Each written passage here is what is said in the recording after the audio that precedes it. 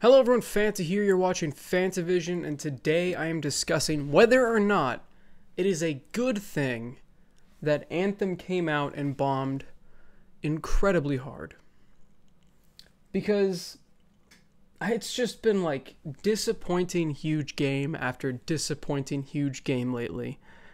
And some of them, they're just definitely not good that they came out bad, like Crackdown 3. Really bummed me out. I mean, a lot of people that were a fan of the first game were hoping for kind of like a much bigger graphical upgrade, a game that was more fully fledged, you know, more features, more a bunch of explosions and stuff like that. We wanted to blow up the city and fight crime as these super crazy cops. Then it came out and it was a miserable disappointment.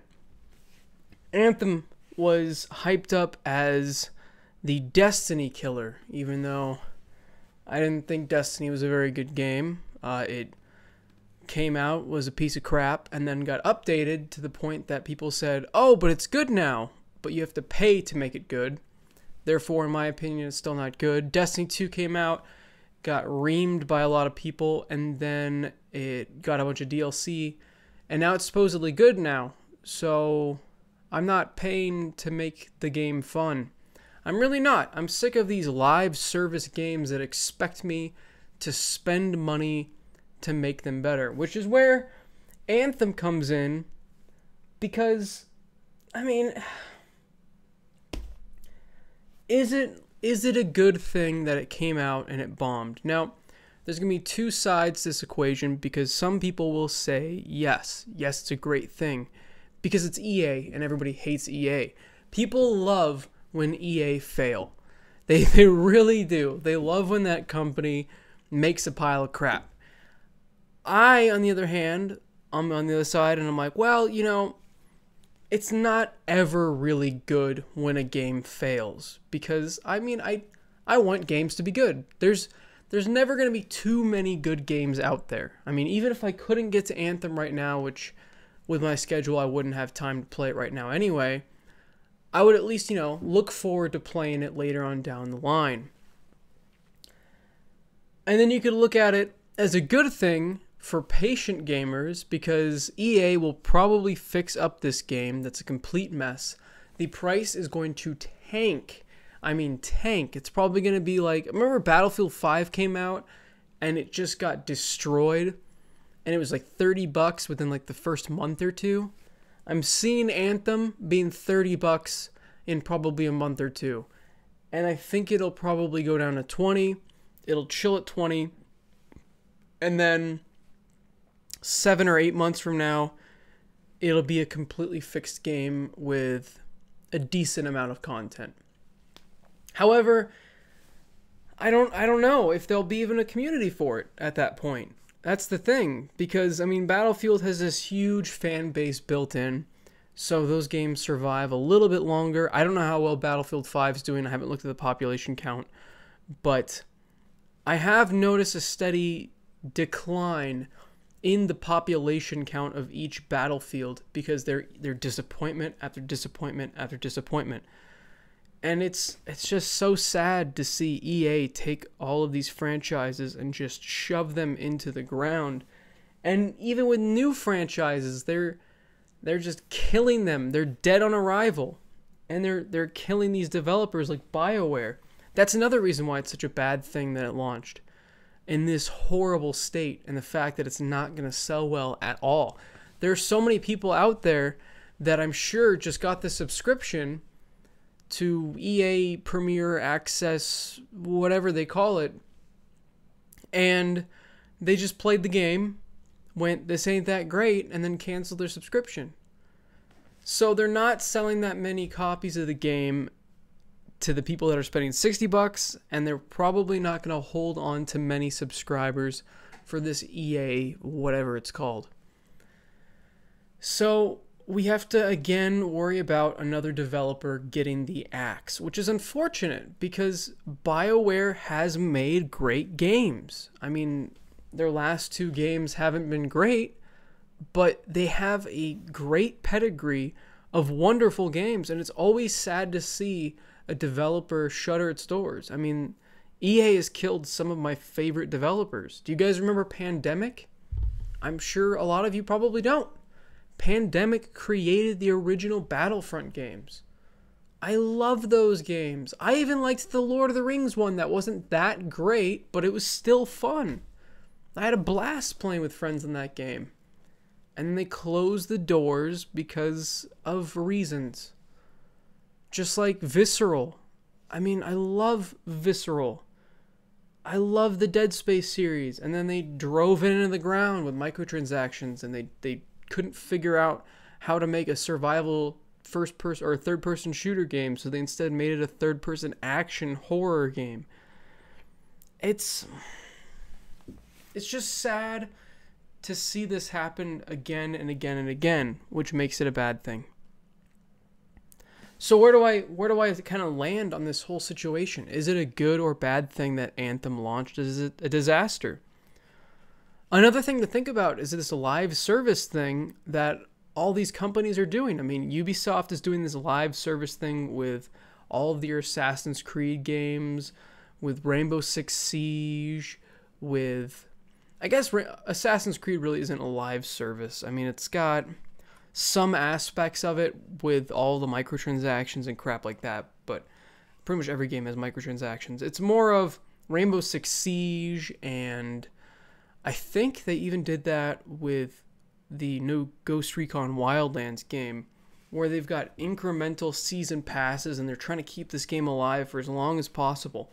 All these companies are trying to make these games where this game is the only game you play. And it's not a good model in my opinion, because you only have enough time for a certain amount of games, and if you're trying to be the game, if everyone's trying to be the game, nobody is the game. Unless you're making some just groundbreaking, phenomenal game that people want to throw their money at. But I have not seen that game happen yet. I just haven't. I mean, the most successful live service game I can think of, I mean, would you count Fortnite as a live service game? They're going to try to make Apex Legends kind of a live service game where, yeah, it's games as a service because you're constantly paying in to this monthly type fee to play this game, and you keep getting new things with it. So they've got these free-to-play battle royale games that are fighting for players' attention, and then you've got this $60 mess that comes out. You can't compete. And it makes you wonder why they even released the damn game. If you know that your game is broken, how can you compete with games that are free that your own publisher put out already? It just doesn't make sense to me. You know, it doesn't make sense what was going on in EA's head when they decided to go, you know, this game's done enough.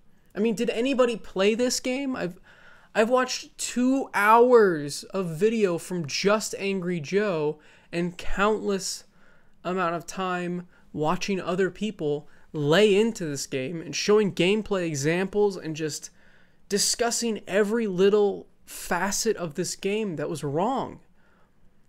And I'm thinking to myself, there's just so much laziness that seems to have gone into this project. It's like a 5 or 6 year long project, and they're launching with all these bugs, with all of these story holes, with the story not ordered correctly, with things missing that were shown in the gameplay demos that have been cut out of the game, weapons that are not in the game, elemental weapons that are not in the game. I mean, there's just so many things that are missing that feel like they've been gutted just so they can make this live service thing where they slowly, incrementally put the stuff back in. You can't do that. That is not how you make a game, and that is not how you succeed. So it's almost a good thing that it launched so badly, because it's showing that live service games are not a great idea. But at the same time, because of all of its bugs and glitches and problems like that, maybe it didn't really prove anything. Maybe it just proved the obvious again, that you cannot release a half-baked game and expect people to buy it. And thank God finally people are wising up to this fact and not buying these games, because I've heard the sales for this game is crap, which is good. We're sick and tired of broken games coming out. Fallout 76. This. Sea of Thieves wasn't broken. There was just nothing in it. State of Decay 2. Crackdown. It's just game after game. I mean, Halo Master Chief Collection was a mess. I mean, there's so many games that have come out that are just broken disasters. It's just sad. And hopefully EA has finally learned its lesson and will stop releasing these broken messes. Mass Effect Andromeda, if you want to name another BioWare game that was a broken mess. Is this what's going to get through to them? Is this finally going to get through to them that, hey, you should release a game that works and people will buy it? People will be happy. You'll get good reviews. You'll have a community that forms around it. I don't know what they're expecting when this game is launched, because first impressions are everything. And if you blow it from the beginning, you're going to keep that reputation with you. Battlefront 2 is never going to recover. It's never going to. It has that stigma attached to it forever. Until the next Star Wars games come out, it's going to be this stain on EA. EA has so many stains all over it. Battlefield 5, Battlefront 2, Mass Effect Andromeda, Dead Space 3, closing down all of those different companies. It's just thing after thing after thing after thing after thing, and it's just ridiculous. Will this finally be the thing that teaches EA that you can't release a broken game? I don't know. Ultimately, I think it's not a good thing that this game came out as a broken mess. I don't think EA is going to learn from it. I'm scared for BioWare. That's all I am at this point. Just let them make another Star Wars game. I don't understand. They've made one already. Just let them make another one. Why? Why won't you let them do it? You could even tie it into the online game if you wanted to. You could have some story that kind of references this story in the online Knights of the Old Republic game if you're trying to not take away from that game. If that's why you're not letting them make another Star Wars game, then make something that would tie into it a little bit. Not a whole lot, but reference it. Maybe make players interested in going, oh, well, that story's interesting. I'll go play that KOTOR game for free, and I'll find out what's going on with that story. But no, that probably won't happen. I'm sure that BioWare will be shuttered, and that'll be that. Maybe they won't. I don't know. BioWare is such a big name in the games industry, but it's EA, so I guess I really wouldn't put it past them. Thanks for watching, everyone. Let me know what you guys think in the comments about this whole Anthem situation, whether or not it's a good thing that it launched this way, if you'll ever pick up this game, even when it goes for 20 bucks. I don't know. I might, in the future, when it's dirt cheap, give it a try, but I have a feeling that the community is not going to be around for it, even when it just goes on a fire sale. Have a fantastic day, and see ya. Drink another berry LaCroix. I don't even know if I'll buy this game when it's cheap, the more that I think about it. I mean, the flying is really the only aspect that looks neat. The world looks neat, but the loading screens, man, I hate loading screens. I already don't have enough time, but I'm going to have to sit there for minutes waiting for the next part of the game to load. Really? Does anyone remember when like the Xbox 360 was supposed to have like no loading screens? I'm pretty sure that was one of the marketing points. They were supposed to have like barely any loading screens. And then it had a bunch, and I was like, what is happening? I'm pretty sure. I don't know who told me that, but I remember when it was first coming out, I thought it was going to have little to no loading screens. Just a mess. Just a mess, EA. Why? What were they doing for 6 years?